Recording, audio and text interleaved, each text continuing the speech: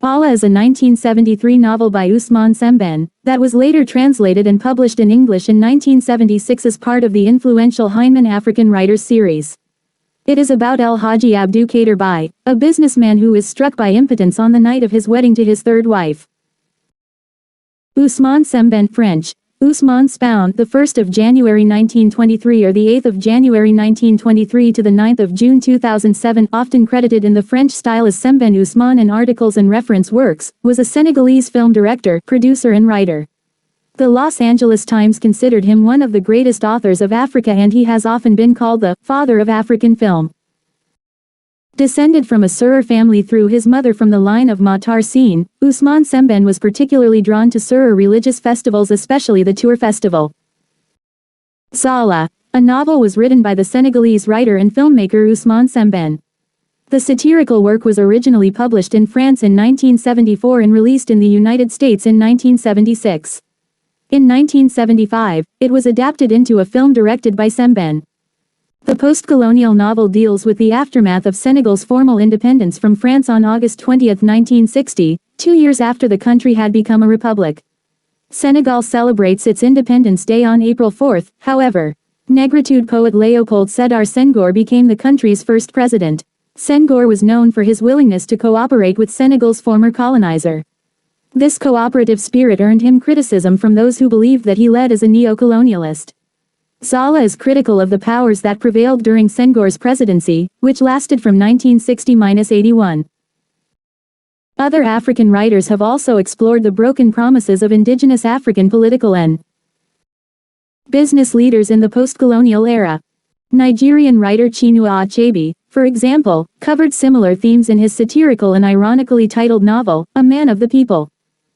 Plot summary. El Hadji Abdou Kader Bai's wedding to Ngan, a young local woman, coincided with the first-time promotion of a Senegalese man to the position of president of the country's Chamber of Commerce. At the wedding reception, Ngan's aunt and godmother Badan Yebaneta presided over the festivities. It was Yebaneta who had secured the match between El Hadji and her niece to get 19-year-old Ngan out of her parents' house and into the arms of a man who could care for her financially. El Hadji purchased Ngan a villa, as he had his first 2 wives. Both of El Hadji's wives attended the wedding, the pious and undemanding Adja Awa Astou and the fiery and materialistic Umi Ndoye. Both women quietly feared being superseded by the much younger and virginal third co-wife. After the wedding reception, El Hadji and Ngan retired to her villa. Yebaneta and an elderly woman carrying a rooster arrived a short while after consummation of the marriage would have taken place. When they entered the bridal chamber, Ngan confessed to the elder women that she was still a virgin. El Hadji had been cursed with a Xala, meaning that he was unable to get and maintain an erection. El Hadji left the bridal chamber, crestfallen, and went outside. His chauffeur, Modou, waited for him beside El Hadji's Mercedes-Benz. Maja took El Hadji to his boss's import-export shop, which specialized in the sale of grain. In the days that followed, El Hadji went to various shamans and consumed numerous aphrodisiacs to restore his lost erection. During a visit to a seer, El Hadji learned that the Xala had been caused by someone close to him. This led him to suspect both Adja and Umi Ndoye of being the culprits. In his mad pursuit to undo the curse, El Hadji neglected his business interests. His families continued to make financial demands on him, however, and Umi Ndoye, fearing neglect, demanded more of his attention. Modou, who was loyal to his boss and sympathetic to the powerful man's condition, offered to take El Hadji to a healer who lived in a remote village. El Hadji took the younger man's advice. One evening, they visited Serene Mata, a healer whose reputation was already known in elite circles. True to his legend, Serene Mata restored El Hadji's lost erection. Having no cash on him, El Hadji paid Serene Mata with a check and ensured the healer that his account had sufficient funds.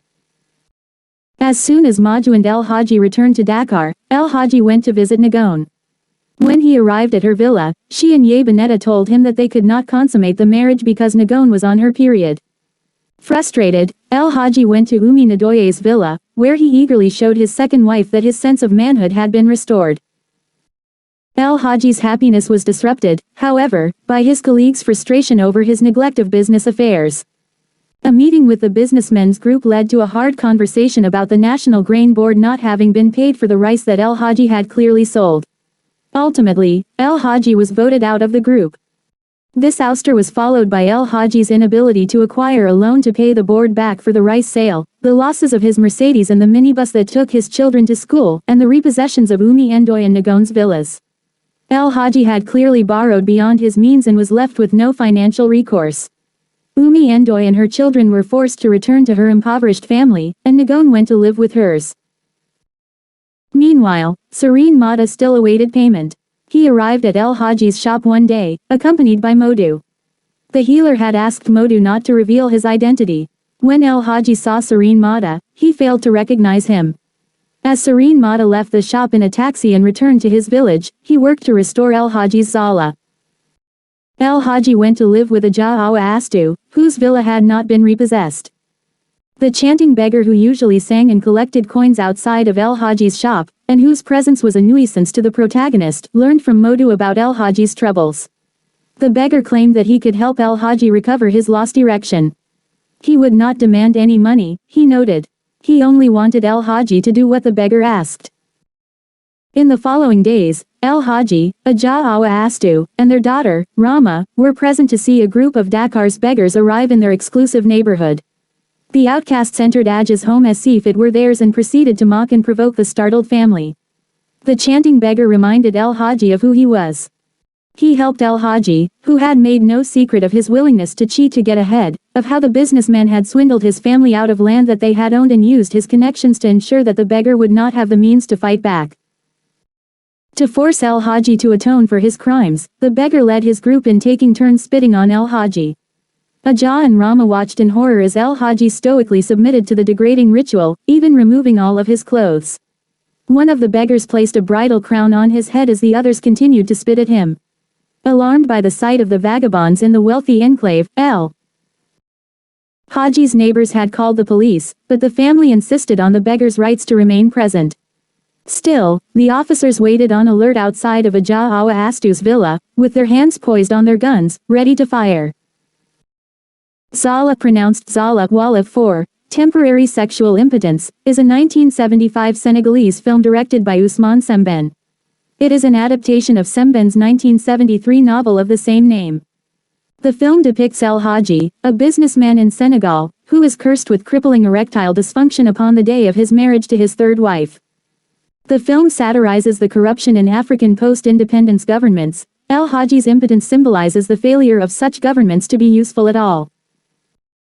Erectile dysfunction, also called impotence, is the type of sexual dysfunction in which the penis fails to become or stay erect during sexual activity. It is the most common sexual problem in men.